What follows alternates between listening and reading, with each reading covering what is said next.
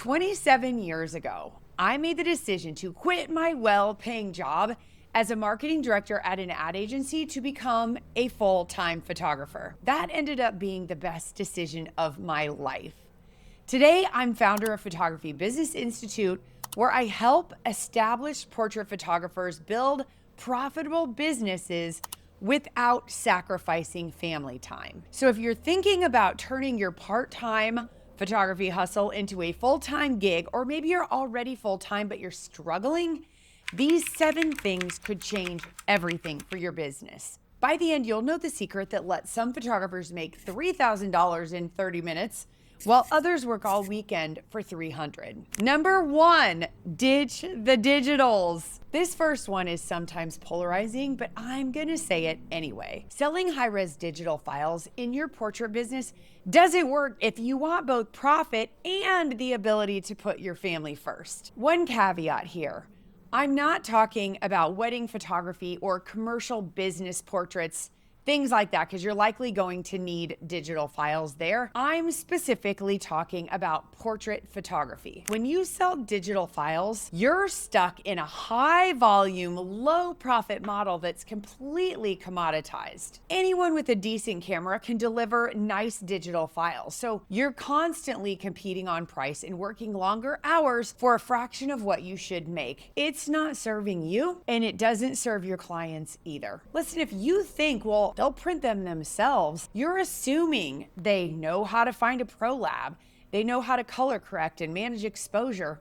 They don't. Instead, if anything, they go to Walgreens and the prints come back a little purple, a little green. And what's worse is they tell people that you did it. Likely they don't know how to select the right frame or what size to order, so they get paralysis by analysis and they do nothing. This model does not serve your client, my friend. And look, I get it. Making this shift feels scary. But when you stop selling digital files and you start selling beautiful printed artwork, everybody wins.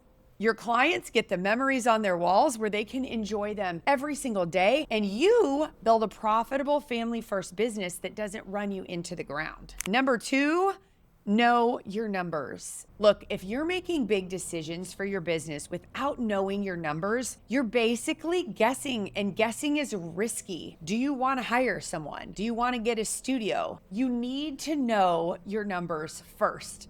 Here are the 2 most important numbers in your business. Number 1, what is your average order? This is simple math. Take all of the money you made this month divided by the number of sessions you had, and that's your average. So for example, if you've made $3,000 this month from 6 clients, that's $3,000 divided by 6 means that you made $500 per client. Now imagine that you only had 3 sessions, but you still made the $3,000. $3,000 divided by 3 is $1,000 per client. Way better, same money, way less work. And then the second question in knowing your numbers is, how many client sessions will you have this year? This helps you plan your whole year. Here's the simple math. You take that average order and you multiply it by how many sessions you want. So example, $500 average per client times 24 sessions, that makes you $12,000. Now you can see if you want to make more money, you have 2 choices. You can get more clients, which means you need better marketing, or you increase your average order, which means you need better sales skills or a better plan. These numbers are critical because they form your business plan. And without them, it's kind of like getting in the car to go on vacation, but you don't even know where you're going. Number 3, busy does not equal profitable. Listen, just because you have a lot of sessions on the calendar doesn't mean you're actually making money from those sessions. When I started, I was so underpriced and I was getting booked and I was getting referred like crazy. I was running around like the Tasmanian devil, feeling so busy and overwhelmed. And at the end of each month, I sat down with my bank account and realized I'm not making any money. Where's the money? Here's what I really want you to get. You can have a full calendar with 20 or more sessions booked in a month and still be broke if you're not charging enough, if your expenses are out of whack, or if you're spending all of your time on things that don't generate revenue. The key is to focus on the activities that actually bring in money, not just the ones that make you feel busy. You might want to write these down because these are the 3 things that make us money in our photography business. It's marketing, it's selling, and it's photographing more sessions. If you make these 3 things your focus every single day, you'll be doing the most important things that will make your business healthy and profitable. Number 4, due to seasonality, we need to be able to create demand in our business. Listen, I live in a cornfield in central Illinois where there are tons of farms everywhere.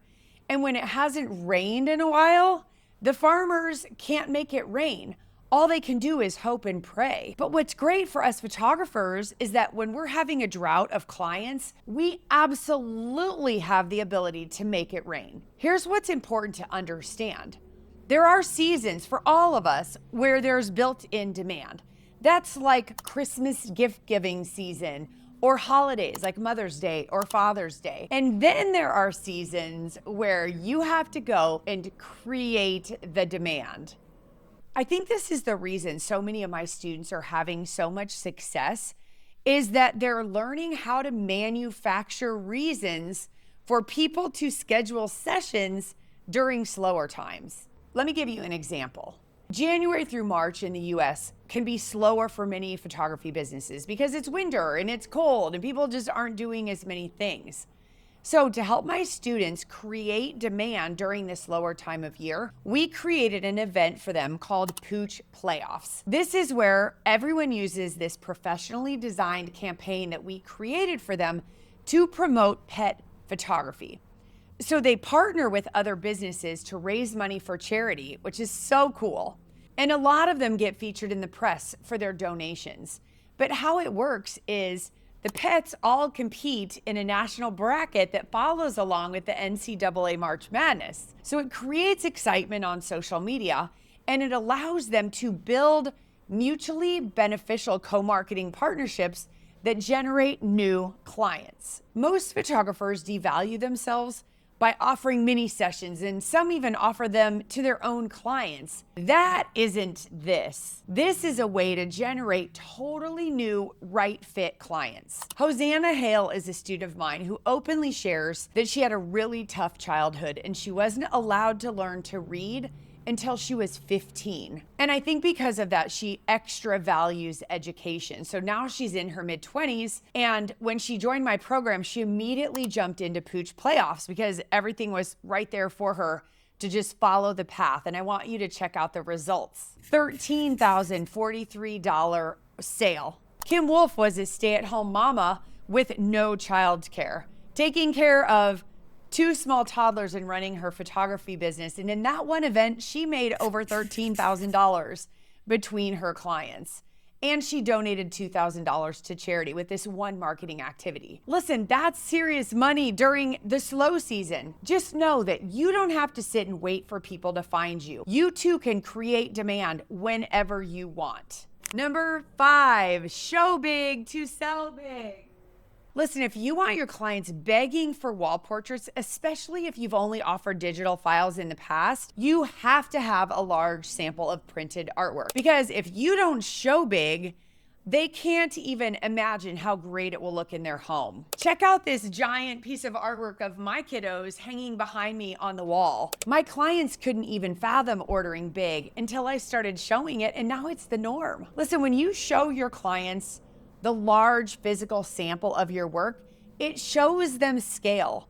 It positions you as someone who sells and creates large artwork, and they are going to see it and they're going to want to have you create it for their family too. Number 6, gear doesn't matter. Listen, I photographed one session with one camera, one lens, and a reflector, and it was over a $50,000 order. This session was in another state. It was in my client's backyard, and all I had was my camera and a reflector. Then I used Zoom to present the ordering appointment virtually because they were halfway across the country. Listen, we don't need flash. We don't need all kinds of fancy gear and equipment.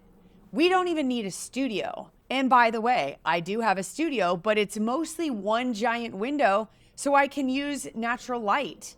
I do have lights, but I only bring them out when I absolutely have to. So if you're thinking, oh, I can't really be full-time until I have all this gear, no, the reality is you don't. Which brings me to number 7, my friend. There's no such thing as a portrait emergency. When I went full-time with my photography business after having my twins, I made what I thought was a scary decision. I decided my hours were going to be Tuesday through Friday, 9 to 5 by appointment only. And I didn't lose one client. Here's the truth. Nobody's ever had a portrait emergency.